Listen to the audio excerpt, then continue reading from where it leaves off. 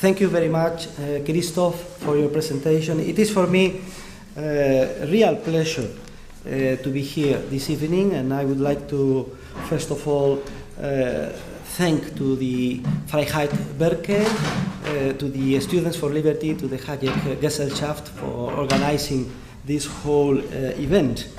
When I was coming, I saw this statement of Karl Marx at the main entrance, advising us as philosophers not only to interpret the world, but also to try to change it. And this is what I will try to do this evening, to explain in which way the Austrian approach provides a unique and different interpretation of the world, and also provides a way to change the situation toward a better world, a good and a better world, not like the evil and wrong world that Karl Marx advised. Well, so I am going to divide my presentation on the essence, das Wesen, the essence of the Austrian school, in three parts. In the first one, I will try to explain where are the roots of Austrian economics, because I've been defending since the last 2 decades that the roots of Austrian economics should be found precisely in my country, in Spain. Secondly, I will try to summarize the essence of the Austrian school, especially the main differences between the Austrian approach and the mainstream approach that is normally taught at the universities, different universities. And finally, lastly, but not least, I will try to introduce a new concept of economic efficiency, the concept of dynamic efficiency. It's an alternative, the Austrian alternative, to the traditional concept, static concept of Paretian efficiency. And I will try to explain where are the relations between, and which are the relations between ethics and economic theory, precisely through this concept of dynamic efficiency. So let us begin making a few points on what I think are, or is the true origin of the Austrian School of Economics, which we should trace back to the books and works of the Spanish scholastics of the what we call Siglo de Oro Español, the Spanish golden century, which ran between the middle of the 16th century till the middle of the 17th century. The great Austrian scholar Murray Rothbard probably is the first one who developed this thesis, precisely in this very important conference that was organized in South Royalton in 1974, and in a way marks the beginning, the revival of the Austrian school last century. And this thesis was also developed formerly by Friedrich August von Hayek, that follow Bruno Leoni in the idea that the origin of the theory of the free market should be looked for in Spain, thanks to the works of the Spanish Dominicans and Jesuits, and not in the United Kingdom, not in Scotland. I have here a letter signed by Hayek and dated January 7, 1979, in which Hayek writes that Rothbard, and I quote, I will read it, well, it is written in English, that Rothbard demonstrates that the basic principles of the theory of the competitive market were worked out by the Spanish scholastics of the 16th century, and that economic liberalism was not designed by the Calvinists, but by the Spanish Jesuits. And Hayek concludes the letter, I underline it in yellow, it's the last statement, saying, I can assure you from my personal knowledge of the sources that Rothbard's case is extremely strong. This is the end of Hayek's quotation. So, who were these Spanish scholastics? These ancestors of the modern free market movement. Most of them were scholastics teaching morals and theology at the University City of Salamanca, I don't know if any of you have been in Salamanca. This is a wonderful Spanish medieval city located 150 miles to the northwest of Madrid, very close to the border of my country with Portugal. These scholastics were mainly either Dominicans or Jesuits.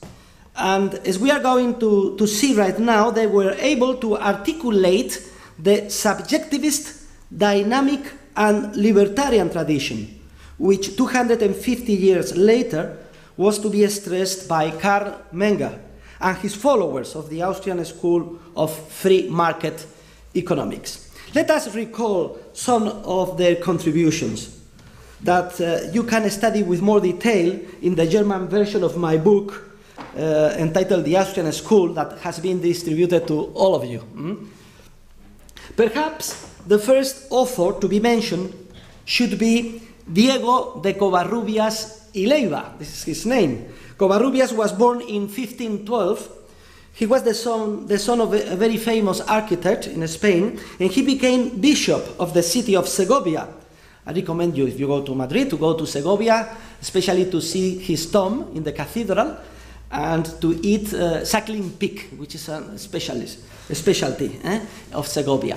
But I have distributed also to all of you this DVD, which is a presentation I gave at the Cathedral of Segovia, precisely on November the 8th last year, on the scholastics. And it is the English version. Probably we will prepare a German version too. Diego de Covarrubias also became minister of the government of the King Philip II. And if you go to Spain also, I recommend you to go to the museum of the great Spanish painter El Greco. This is important because we are precisely now celebrating the 400th anniversary of El Greco in the city of Toledo. And then in this museum you will see a stunning portrait of Covarrubias, who in 1554 he established better than anyone before him the subjectivist theory of value, which is, as you know, the foundation of all free market principles. Specifically, Covarrubias concludes, and I will quote him, this is the English translation of his book in Latin, he concludes that, and I quote, "The value of an article does not depend on its essential nature, but on the subjective estimation of men." And he adds, "even if that estimation is foolish." And he concludes that in the Indies, in America, wheat is dearer than in Spain. It's more expensive than in Spain because men subjectively esteem it more highly, though the objective nature of the wheat is the same in both places. I think this is a very important lesson that, for instance, Karl Marx should have read. Another important author of the Spanish scholastics is Luis Sarabia de la Calle. This was the first thinker to demonstrate that prices determine costs and not vice versa. Another lesson for Karl Marx. Sarabia de la Calle also has the special merit of having written his main work in Spanish, not in Latin. The title of his book is Instrucción de Mercaderes. In English we would say instruction to merchants or instructions to entrepreneurs. What they could do or they shouldn't do in order not to commit any sins. And then we read, in this book we read the following, and I will quote now. He says, "Those who measure the just price by the labor, costs, and risk incurred by the person who deals in the merchandise are greatly in error. The just price is found not by counting the cost, but by subjective common estimation." End of quote. And Sarabia de la Calle also is a great critic of fractional reserve banking. He maintains that receiving interest from a bank is incompatible with the nature of a demand deposit, in that in any case a fee should be paid to the banker for the custody and safekeeping of the money entrusted by its clients to him. So A similar conclusion is reached by another important Spanish scholastic, Martín de Azpilcueta. Martín de Azpilcueta is also known as Doctor Navarro, Doctor Navarrus in Latin, because he was born in Navarra. Navarra is the northeastern autonomous region of Spain, famous for the encierros. Encierros is a festival, as you know, held in the region capital city of Pamplona, where every July people run in front of the bulls at great risk of their lives. Azpilcueta was born the year following the discovery of America in 1493. He lived to be 94 years old and is especially famous for explaining the quantity theory of money for the first time in 1556, when he analyzed the effects on Spanish prices of the massive inflow of precious metals, gold and silver, coming from America. The Spanish scholastics also gained a clear insight into the true nature of market prices and the impossibility of attaining an economic equilibrium. For instance, we have the Jesuit Cardinal Juan de Lugo. Juan de Lugo, wondering what the equilibrium price could be or was, as early as 1643, reached the conclusion that the equilibrium depends on such a large number of specific circumstances that only God can know it. In Latin, he stated, pretium justum mathematicum licet soli Deo notum. I think that all my colleagues of economic theory, not only in this university, I would say worldwide, should read Juan de Salas' contributions, Juan de Lugo contributions. Because there is another cardinal, Jesuit cardinal, Juan de Salas, I just mentioned him, that also tried to see if either a scholar or a governor could get the information that is daily created anew by entrepreneurs in the market.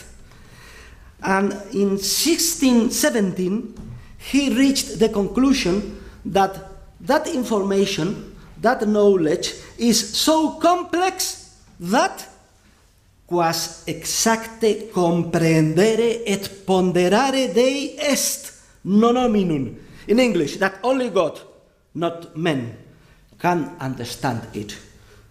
Furthermore, the Spanish scholastics were the first to introduce the dynamic concept of competition. In Latin, they wrote concurrentia. This is the Latin name, concurrentia, for competition, which, according to them, should be understood as a process of rivalry among entrepreneurs. For instance, we have Jerónimo Castillo de Bobadilla, who wrote in 1547 the following, and I quote, "Prices will be driven down by the rivalry or rivalry." In Latin, he writes emulatio, emulate, rivalry, and competition, concurrentia, among sellers. So he has an idea of competition like a process, dynamic process of rivalry among the entrepreneurs. So apart from these ideas, and like Ludwig von Mises, Friedrich von Hayek, and I would say most of the members of the Austrian school, maybe with the exception of Wieser, who are naturally prone to be classical liberals, the subjectivist Spanish scholastics tended also to defend strong libertarian positions in political matters. For instance, we have the great founder of international law, the Dominican Francisco de Vitoria, who began the Spanish scholastic tradition of denouncing the conquest and particularly the enslavement of the Indians by the Spaniards in the New World, thus reviving the idea that natural law is morally superior to the mere might of the state, of the government. And this natural law tradition was further developed by the great libertarian Jesuit Juan de Mariana, who in his book on the alteration of money, De Monetae Mutatione in Latin, published in 1609, condemns as robbery any government debasement of coins, any act of inflation. Mariana also maintained in his well-known theory of tyrannies that any individual citizen can justly assassinate a governor, a king, who imposes, for instance, taxes without the people's consent. And he includes inflation as an example of a tax without people consent. Or another example of a tyrant, according to Mariana, the king that seizes the property of individuals and squanders it, or that prevents a meeting of a democratic parliament. Well, the only doctrine on which I disagree with Mariana is his condemnation of the typical Spanish fiesta of bullfighting. But being as I am the grandson of a famous Spanish bullfighter, I concede that I'm probably not too impartial on this matter. Now, let me remind you that in the 16th century, the emperor, the Kaiser, Charles V, who was also the king of Spain, Charles I, sent his brother, Ferdinand I, to be king, well, or better, Archduke of Austria. In those days, the Austrian Spanish Empire comprised almost all of continental Europe, with the only exception of France. France was a kind of an island surrounded by Spanish forces. Now you will understand the origin of the intellectual influence the Spanish scholastic had on the Austrian school. And this was not a pure coincidence or a mere whim of history, but originated from the intimate historical, political, and cultural relations which arose beginning in the 1500s between Spain and Austria, and which would continue for several centuries.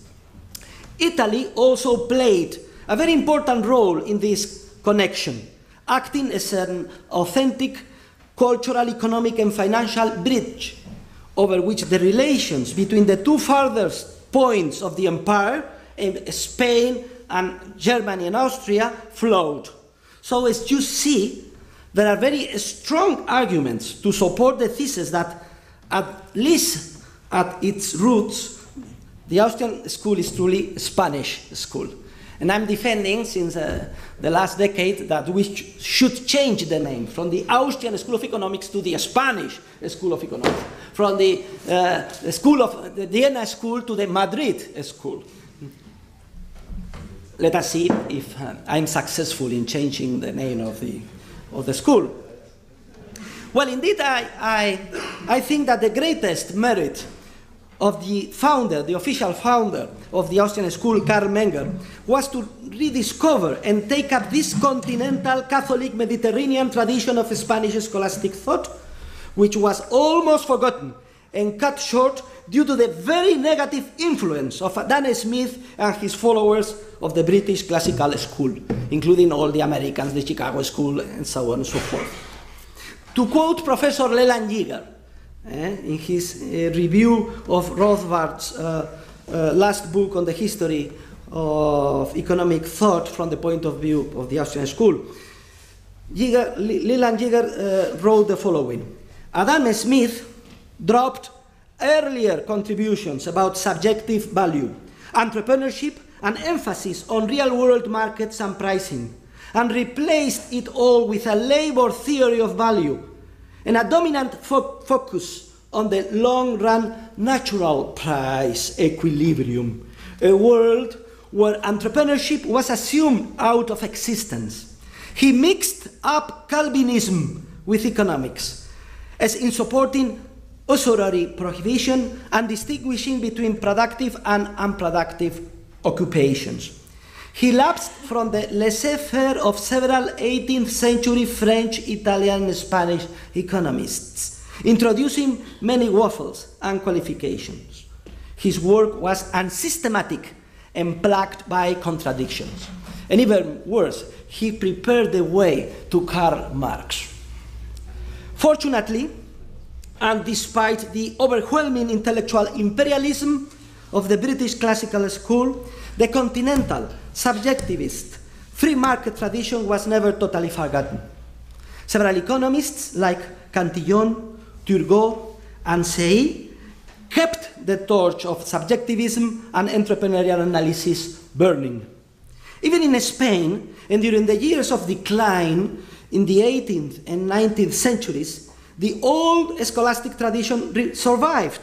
And in spite of the typical inferiority complex toward the British and American intellectual world that we are still suffering, he found proof of the marginal theory of value. He solved the paradox of value 27 years earlier of the Karl Menger through another scholastic of Catalonian origin. We are not very sure if Catalonia is still or not part of Spain, but Jaime Balmes is his name, was a Thomist, a philosopher that was born in Catalonia. He always considered himself to be a Spaniard, and during his short life he became the most important Spanish Thomist philosopher. And in September 7, 1844, he published an article entitled True Idea of Value, or Thoughts on the Origin, Nature and Variety of Prices, in which he solves the paradox of value and clearly develops the idea of marginal utility. Balmes asks himself the following: why is a precious stone worth more than a piece of bread? And he answers, it is not difficult to explain, since the value of a thing is determined by its utility. If the number of means of satisfying a need increases, the need for any one of them in particular decreases. As it is possible to choose among many, none of them is indispensable. For this reason, a necessary relationship exists between an increase or decrease in value and the shortage or abundance of a thing. So in this way, as you see, Balmes was able to close the circle of the continental Catholic tradition of subjectivism, which could then be completed a few years later by Karl Menger and enhanced by his followers of the Austrian School of Economics. We can conclude then that to a large extent we owe to these great thinkers of the Spanish Golden Age the current revival of free market liberalism and of the Austrian School of Economics all over the world. And as you know, it is generally agreed that the 1871 publication of Principles of Economics by Karl Menger gave birth to the Austrian School of Economics. Menger's primary contributions are based then on Spanish scholastics and include the subjective theory of value, the discovery of the law of marginal utility, the theory of the spontaneous emergence of institutions, the conception of the production process as a series of successive temporal stages, and the criticism of historicism and the Methodenstreit against Smoller and the rest of the German socialists of the chair. Menger's most brilliant pupil was Eugen von Böhm-Bawerk, who developed even more these contributions and applied them to both the theory of interest based on time preference and to the theory of capital. Capital understood as the estimated value in terms of free market prices of the specific capital goods which embody the intermediate stages in any production process. Moreover, Böhm-Bawerk demolished the Marxist theory of exploitation, as well as Alfred Marshall's theory of price determination based on the objective cost of production. After Böhm-Bawerk, we have Ludwig von Mises, who was the leading member, as you know, of the third generation of Austrian economists, and without a doubt the most important member of all of them. Mises was responsible for the school's most vital practical contributions. Let us remember them. First, the theory of the impossibility of socialism. And I've written a book on that matter, just published in German and translated by my colleague Marius Kleinheyer. You have a copy here. The second contribution of Mises is the Austrian theory of economic cycles. And I've written another book on that matter, also published in German, that was mentioned by Wiederhorn on titled Geldbankkreditum Konjunkturzyklen, and translated into German by my colleague Philippe Bagus. The third contribution is the theory of entrepreneurship, or the idea of a dynamic market process.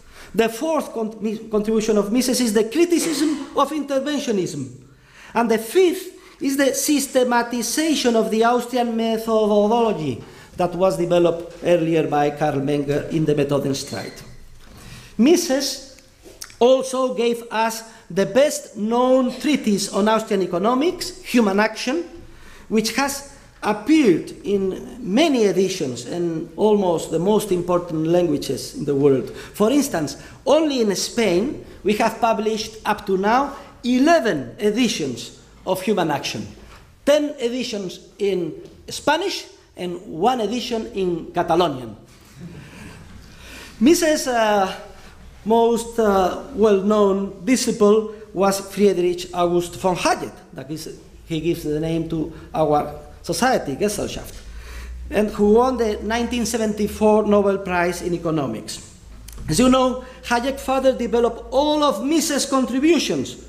He demolished also Keynesian economic theory and was the key theorist of the spontaneous market order in the 20th century. Closer to our time, the chief Austrian economists have been Murray Rothbard, the author of over 20 books and hundreds of articles on theory and history, who provided also the driving force behind the theory of anarcho-capitalism. And Israel Kirzner, that till his retirement was a professor of economics at New York University, and who developed and refined the Austrian theory of entrepreneurship.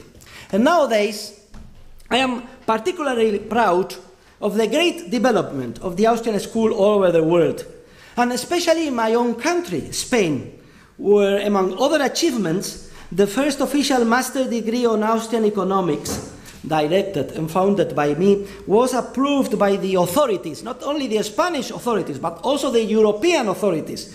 Probably they didn't know what they were approving. They thought, an Austrian master program, that's very good. So some Spanish studying the Austrian economy, let us approve it, you know, in order to improve the European spirit. So,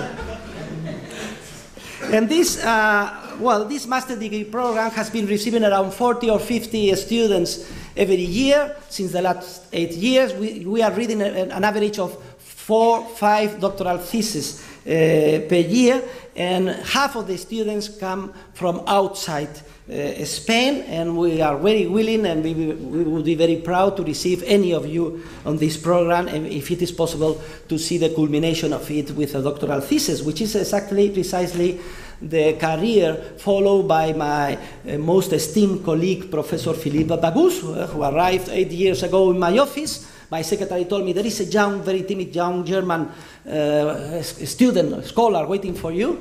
I asked him to pass. Who are you? I'm Philippe Bagus. What do you want from me? I want to study with you in order to become a doctor in economics and a specialist in Austrian economics, and to become the best professor of Austrian economics worldwide, not only in Spain, but also in Germany. And I say, come in.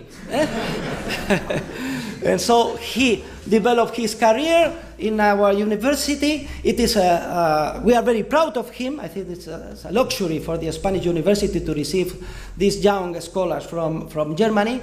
I'm very proud of it. And one of the good things of Europe is that we cannot discriminate against not Spaniards. And now I am filling my university with scholars from outside Spain, and the leader of those scholars is, without any doubt, Philippe Bagus. Now, let us proceed with the second part of my presentation, in which I will try to summarize the essence. What is the essence, the true essence of the Austrian school? Well, Mises wrote a very fine statement to describe the essence. He said the following, and I quote him: "What distinguishes the Austrian school and will lend it immortal fame is precisely the fact that it created a theory of economic action and not of economic equilibrium or non-action. That's the key idea.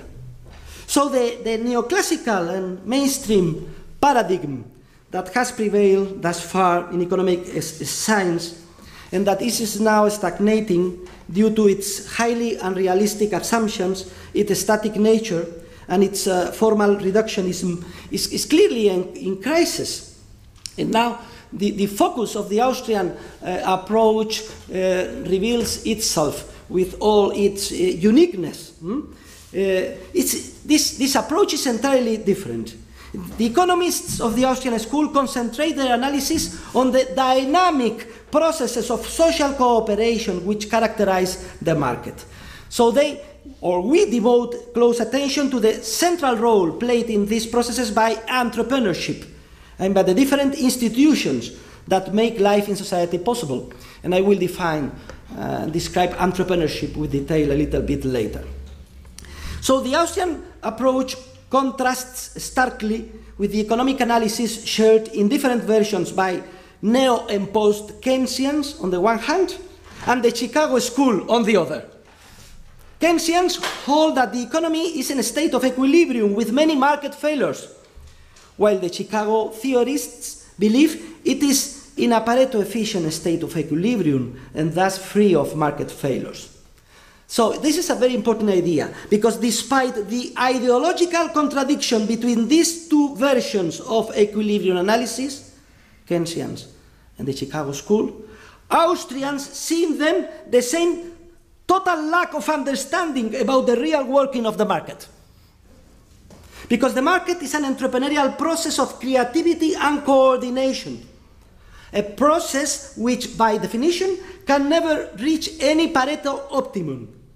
However, because the market fosters creativity and coordination, it is dynamically efficient as long as the following condition is met. Institutional state coercion in the form of interventionism or socialism must not hinder the free exercise of entrepreneurship, nor make it difficult for any human being to freely reap the fruits of his creative action. And this condition requires full respect for private property, of course within the framework of the rule of law, and a government of strictly limited powers, or no government at all. One of the main contributions of the Austrian school has been the demonstration that it is impossible to organize our societies based on coercive commands and regulations, and socialists and interventionists constantly attempt to do. The reason this cannot be done is because a planning agency cannot possibly obtain the first-hand market information necessary to achieve coordination with its commands. As I explain with detail in my book, and you have seen that already thought the Spanish scholastics 400 years earlier.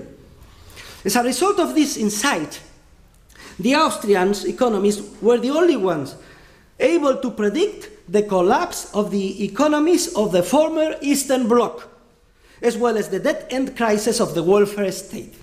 And these predictions contrast sharply with the inability of general equilibrium theorists like Samuelson, Dickinson, Oscar Lange, and others to even perceive the insoluble economic calculation problem socialism poses. It is unsurprising that they failed to recognize the problem, because in their models they started from the assumption that all the information necessary to solve the corresponding system or simultaneous equation is already given, data, and available to the planner at all times. In short, the real problem which the spontaneous order of the market resolves each day in a context of continual change, creativity, and coordination is considered already solved from the very beginning in the mathematical models of general equilibrium theorists. However, they were not the only ones unable to fully grasp the Austrian challenge to the mainstream. Even the equilibrium theorists of the Chicago School, like Frank Knight, Milton Friedman, George Stickler, Harvey Rosen, Coase, also failed to grasp it. In fact, only 15 years ago, and I remember it very well because I was there, at a Montpellier Society General Meeting held in Vienna, the late Chicago school economist Sherwin Rosen stated the following, and I quote him: "The collapse of central planning in the past decade has come as a surprise to most of us," end of quote. And even Ronald Coase himself said the following words: "Nothing," I quote him, "nothing I would read or known suggested to me that the collapse was going to occur." So, this is a clear illustration of what I am trying to explain you. Another important aspect of the contributions, the essential contributions of the Austrians, is their theory of capital, money, and economic cycles, which I have developed in my book already mentioned, translated into German. This book, by the way, has been published up to now in 21 different languages, including Arabic, Hindi, Japanese, Chinese. The first one surprised by this success is myself. And it is not my merit. I think it is the merit of the Great Recession, because if not, I cannot explain the reason of that. The content of the Austrian business cycle theory, and also the content of my book, could be summarized in this way. Let us see. In the banking system currently in force worldwide, under the supervision of central banks, in a context of nationalized money and legal tender laws, bankers enjoy a privilege, the privilege of operating with a fractional reserve, already criticized by Luis Sarabia de la Calle 400 years ago. This privilege regularly leads to the expansionary granting of loans that are not backed by an actual increase in voluntary savings. The inexorable result of this credit expansion is the unsustainable lengthening of the processes of productive investment, which tend to become disproportionately capital intensive. A speculative bubble forms and gives rise to a grave real error in capital goods investments. For instance, in Spain, we built 1 million homes that nobody wanted. We were building 700,000 homes per year, the same amount as in the rest of the European Union together. And nobody thought this was going to create a problem. The intensification of this inflationary process through credit expansion will inexorably and spontaneously reverse. And this reversal will trigger an economic crisis or recession in which investment mistakes will be exposed. Unemployment, of course, will climb, and the need to liquidate and reallocate the resources invested in error will arise. So, economic crises are not exogenous, as the Chicago School and real shocks theorists, like, for instance, Kidland and Prescott think, nor are they endogenous to the market economy, as Keynesians and the other market failure theorists assert. Instead, economic cycles, according to the Austrians, stem from a problem of erroneous institutional design, the existence of a privileged fractional reserve banking system. And the solution lies in the following: the privatization of money and a return to a rigid monetary system that humans cannot manipulate, like the classic gold standard, the establishment of a 100% reserve requirement on demand deposits, which at least since the great classical Roman jurists, and we have downstairs the statue of Theodor Mommsen to remember us. This is a principle, a general principle of law of property rights, exactly the same as with any other deposit of a fungible good, such as wheat or oil. And finally, it would be needed to eliminate central banks, which in modern market economics are in fact the only socialist planning agencies that remain operative, beginning with the European Central Bank. So it is not surprising that the only theorists to predict the Great Depression of 1929 were Austrians, namely Ludwig von Mises and Hayek.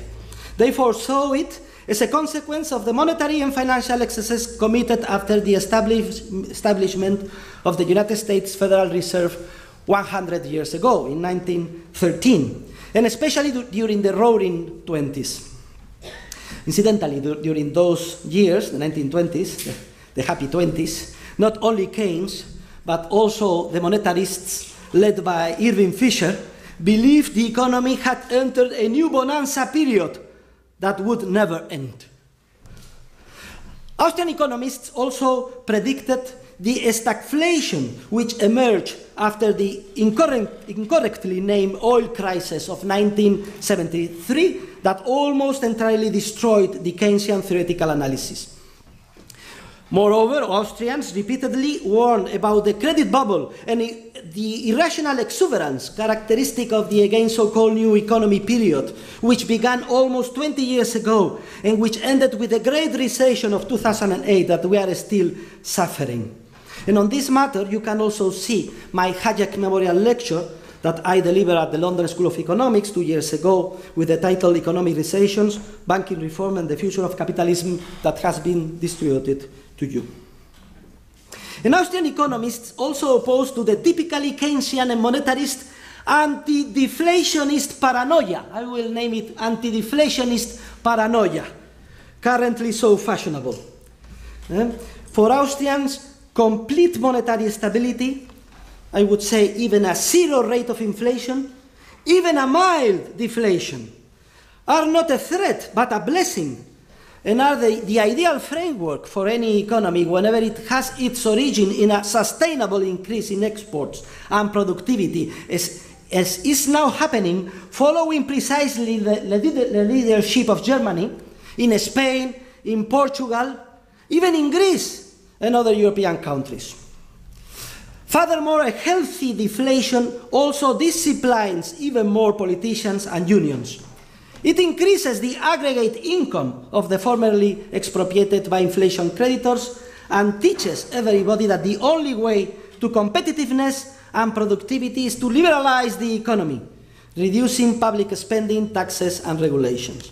So I would say that this paranoia is the most important current mental illness affecting my colleagues and also many politicians and social leaders. The development of the theory of entrepreneurship has been another of the main Austrian school contributions. Entrepreneurship refers to the human capacity to recognize the opportunities for subjective profit that arise in the environment and to act accordingly to take advantage of them.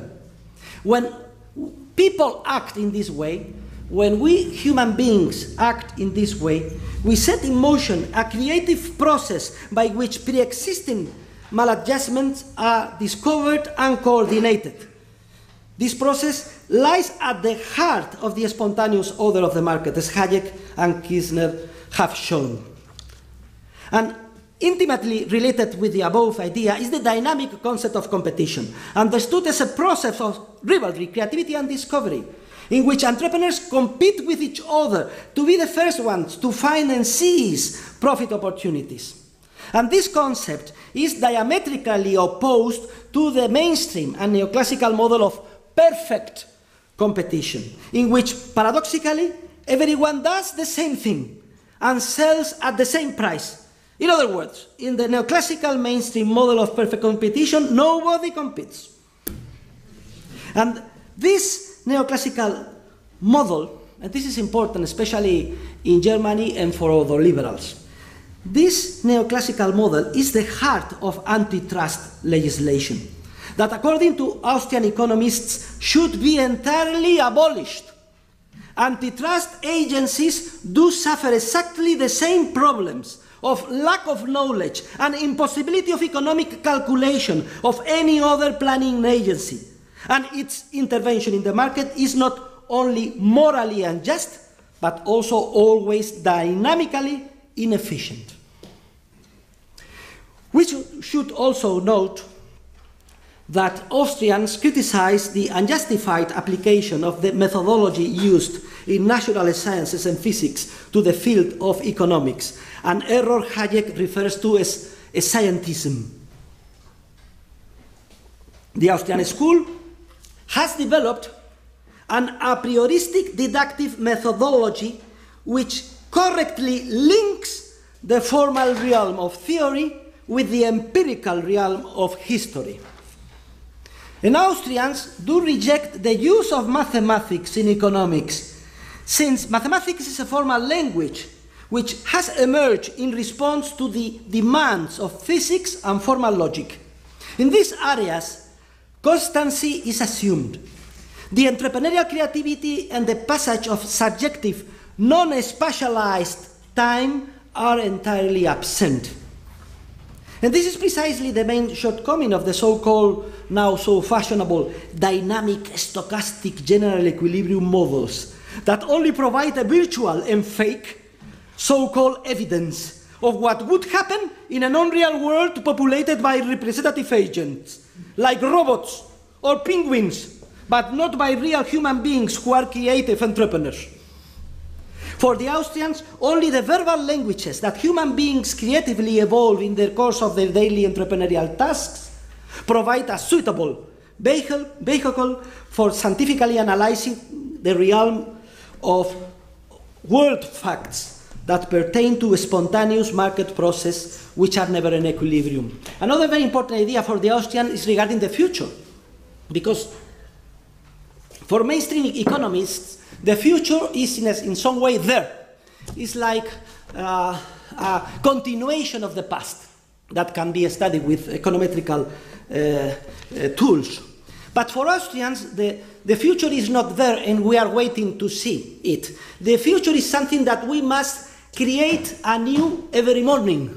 So there is no way to know the future because it depends entirely in our entrepreneurial action, the entrepreneurial action that we will develop in the future. For that reason, Austrian economists regard the prediction of specific economic events as the task of the entrepreneur and not of the economic scientist. At most, we economists can make only qualitative or theoretical predictions, pattern predictions, to use Hayek's terminology, concerning the discoordinating effects of economic interventionism in any of its forms. However, we as economists cannot make predictions which apply to precise circumstances of time and place. In short, for Austrians, the fundamental economic problem is not a technical one of how to maximize an objective, constant, and known function, for instance, subject to constraints, known constraints, even if they are called dynamic constraints, which are also considered known and constant. On the contrary, the fundamental economic problem is strictly economic in the Austrian sense. It arises when many ends and means compete with each other, when knowledge about them is not given nor constant, but dispersed throughout the minds of countless real human beings who are constantly creating them anew. In this situation, one cannot know all of the existing possibilities and alternatives, much less those that will be created in the future, nor the relative intensity with each one will be desired. Therefore, it is not surprising that a growing number of prominent mainstream neoclassical economists, like, for instance, I would mention the late Mark Bloch, have shown great courage and have ultimately declared their apostasy from the general equilibrium models and the neoclassical Keynesian synthesis. For instance, Mark Bloch wrote before he passed away the following: I have come slowly and extremely reluctantly to view that they, the Austrian school, are right, and that we have all been wrong. And more recently, for instance, Colander and others have concluded that, and I quote them, dynamic programming models have serious limitations.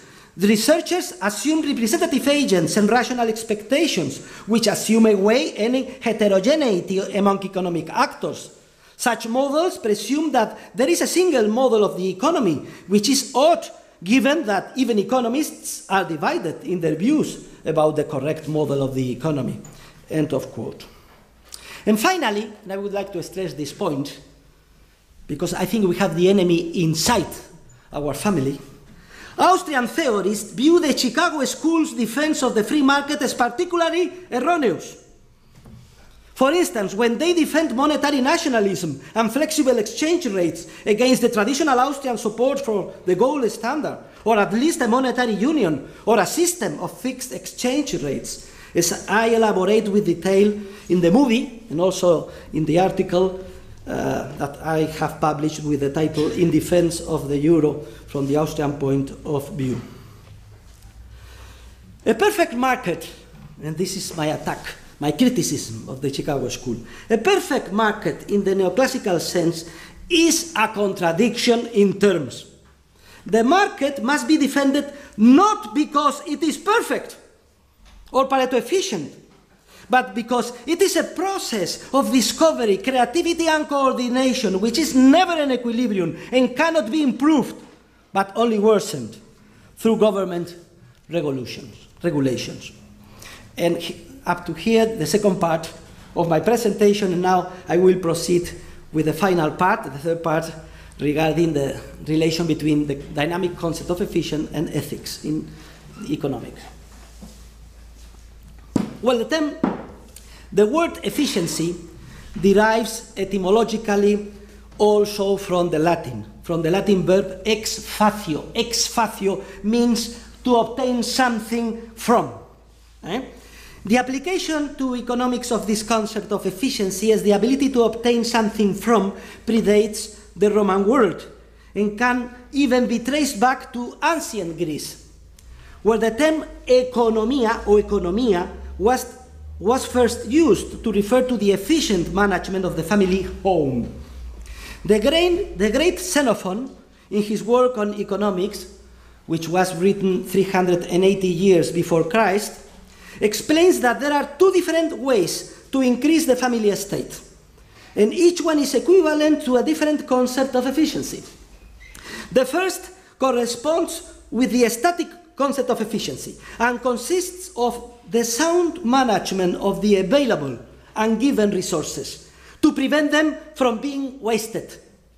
According to Xenophon, the best way to achieve this static efficiency is by keeping the family home, in good order. And this is his advice to the wives of each family, to keep in good order the family home.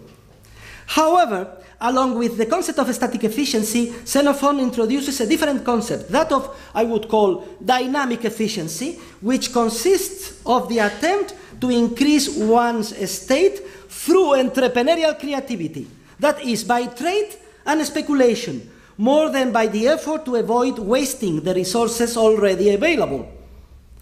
And this tradition of clearly distinguishing between the two different concepts of efficiency, the static and the dynamic, survived even until the Middle Ages.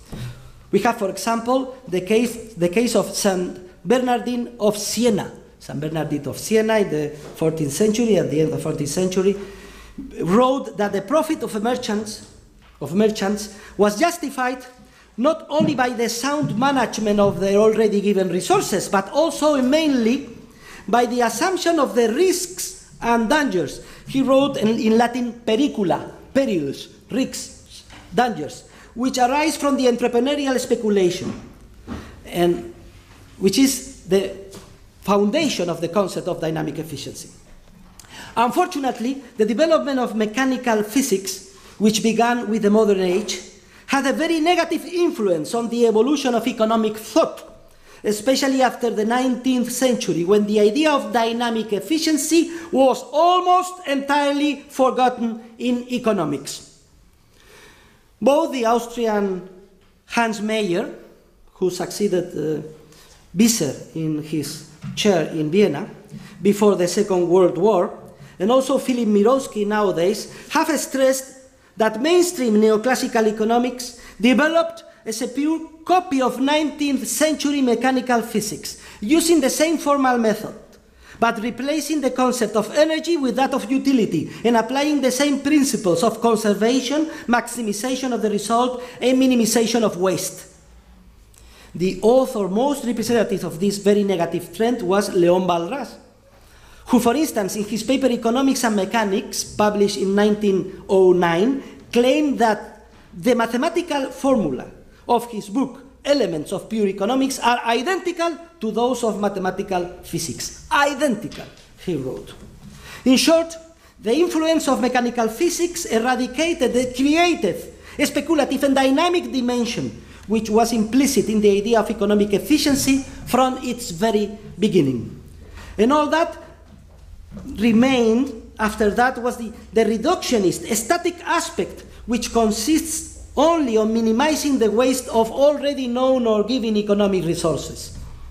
And this change occurred despite the fact that neither the resources nor the technology are given in real life, but actually do change continually as a result of entrepreneurial creativity. This reductionist concept of static efficiency had an immense theoretical and practical influence in the 20th century. For instance, we have the Fabian socialists, Sidney and Beatrice Webb, that provide a very good example. This married couple were shocked by the waste they believe was produced in the capitalist system, and they founded the London School of Economics precisely in an effort to champion the socialist reform of capitalism.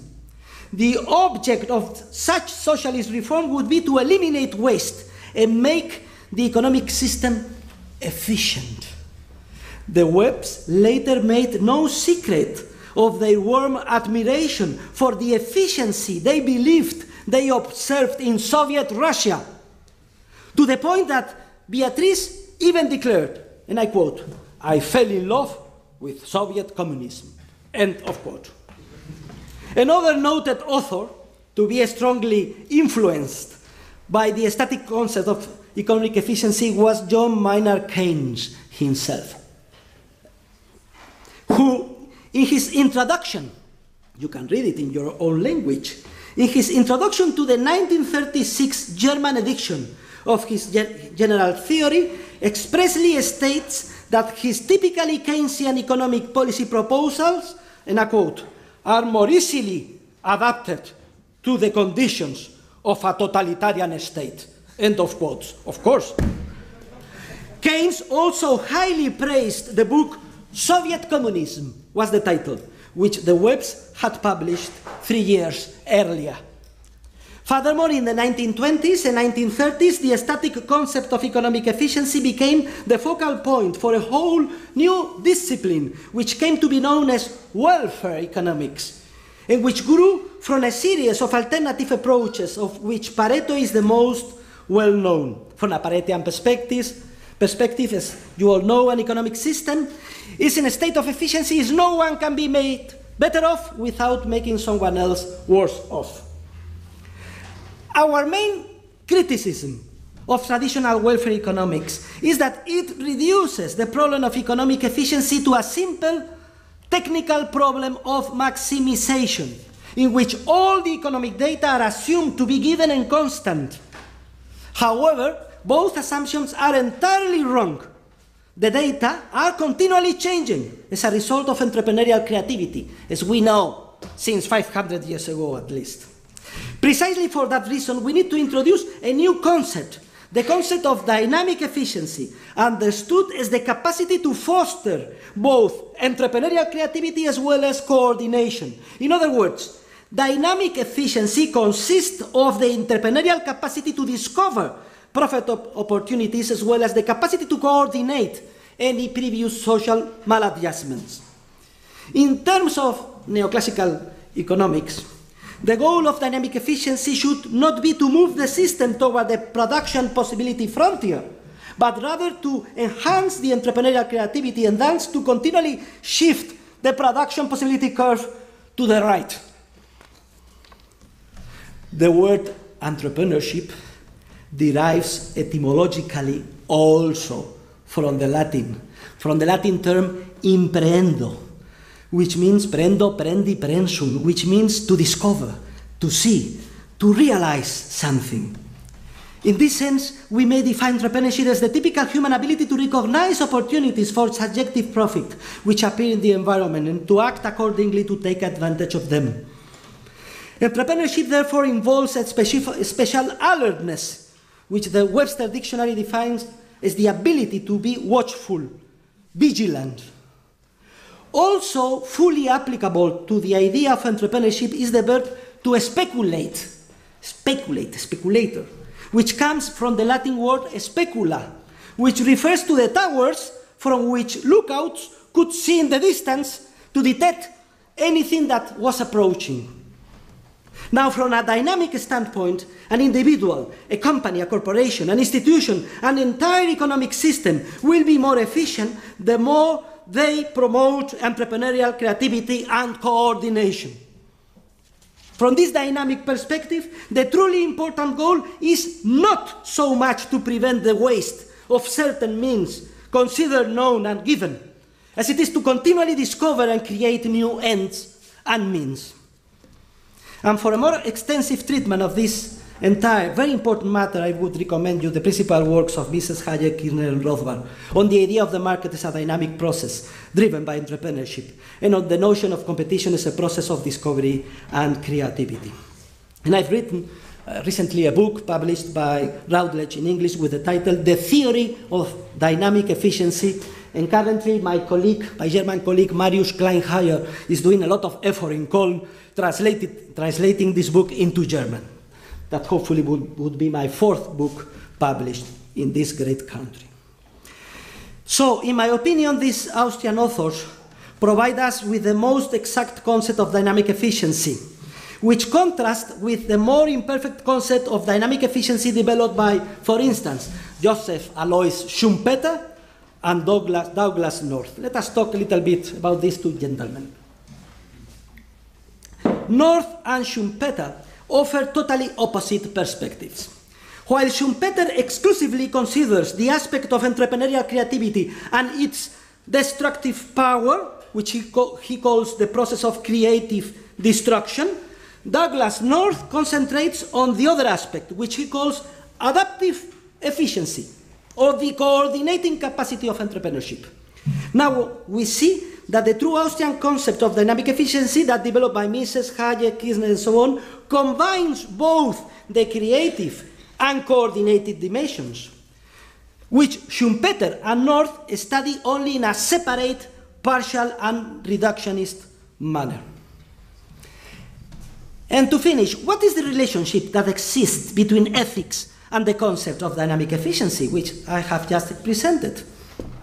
Mainstream neoclassical economic theory rests on the idea that information is objective and given, either in certain or probabilistic terms, I don't mind, and that the issues of utility maximization have absolutely no connection whatsoever with moral considerations.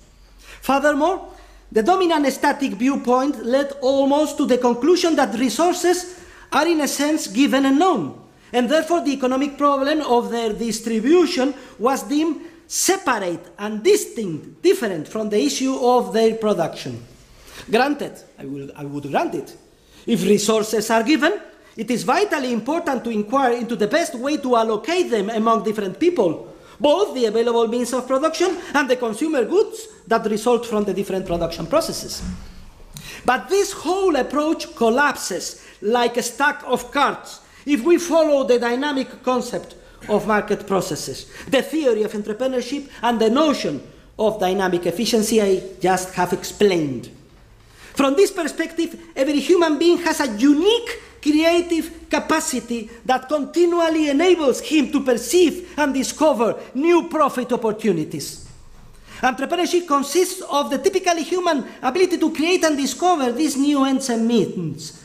And this is the most important characteristic of human nature. And if ends, means, and resources are not given, but are continually created from nothing as a result of the entrepreneurial action of human beings, clearly the fundamental ethical problem is no longer how to justly distribute what already exists, but instead how to promote entrepreneurial creativity and coordination. Consequently, in the field of social ethics, we arrive at the fundamental conclusion that the idea of human beings as creative and coordinating agents implies the axiomatic acceptance of the principle that every human being has a natural right to appropriate all the results of his entrepreneurial creativity. That is, the private appropriation of the results and fruits of entrepreneurial creation and discovery is a tenet of natural law. Because if an acting person were not able to claim what he creates or discovers, his capacity to detect profit opportunities would become entirely blocked, and his incentive to act would disappear. Moreover, the principle is universal in the sense that it can be applied to all people in all possible times and in all conceivable places and circumstances. To coerce free human action to any degree by impairing people's right to own what they entrepreneurially create is not only dynamically inefficient, since it obstructs their creativity and coordinating capacity, but also fundamentally immoral, since such coercion prevents human beings from developing that which is by nature their most essential nature, the most essential characteristic, their innate ability to create and conceive new ends and means, and to act to attempt to achieve their own goals and objectives. Precisely for this reason, socialism, interventionism, and statism are not only dynamically inefficient, but also ethically unjust. It must be taken into account, of course, that the force of entrepreneurial creativity also manifests itself in the desire to help poor people, and in the systematic search for situations in which others are in need in order to help them. In fact, coercive state intervention, through the typical mechanism of the so-called welfare state, neutralizes and to a great extent blocks the entrepreneurial effort to help one's neighbors, both close and distant, who are experiencing difficulties. And this is an idea that, for instance, Pope John Paul II stressed in section 49 of his 1991 encyclical Centesimus Annus. Furthermore, according to our analysis, nothing is more dynamically inefficient than justice, understood in its proper sense. If we perceive the market as a dynamic process, then dynamic efficiency, understood as we know as coordination and creativity, results from the behavior of human beings who follow certain moral laws, mainly regarding the respect for life, private property, and the fulfillment of contracts. The exercise of human action subject to these ethical principles gives rise to a dynamically efficient social process. And it is now easy to see why, from a dynamic standpoint, efficiency is not compatible with different models of equity or justice, as the second fundamental theorem of welfare economics erroneously stated, for example. But instead, efficiency arises exclusively from one idea of justice, that based on the respect for private property and entrepreneurship. Therefore, the contradiction between efficiency and justice is plainly false. What is just cannot be inefficient, and what is efficient cannot be unjust. A dynamic analysis reveals that justice and efficiency are but the two sides of the same coin, which also confirms the consistent, integrated order that exists in the spontaneous order of human interactions. And now, truly, I finish. Our greatest cause for optimism about the future of the Austrian school, as the main intellectual background for this new globalized world of the 21st century, based on entrepreneurship and creativity, is the growing number of young scholars, young and not so young, who in their uncompromising search for a scientific truth are abandoning the Keynesian, monetarist, and equilibrium models and theories of the already old mainstream, and embracing the Austrian School of Economics all over the world.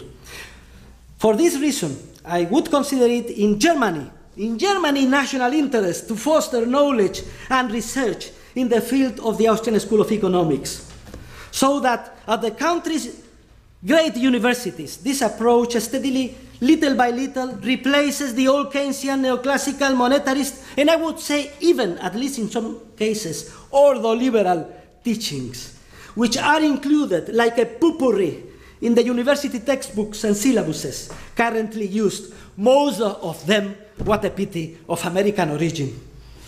Let us hope that this new tide soon also culminates its presence in this wonderful country of Germany. And if my books in German help even just a bit to accomplish this important task, I will consider that all my effort has been worthwhile. Thank you very much.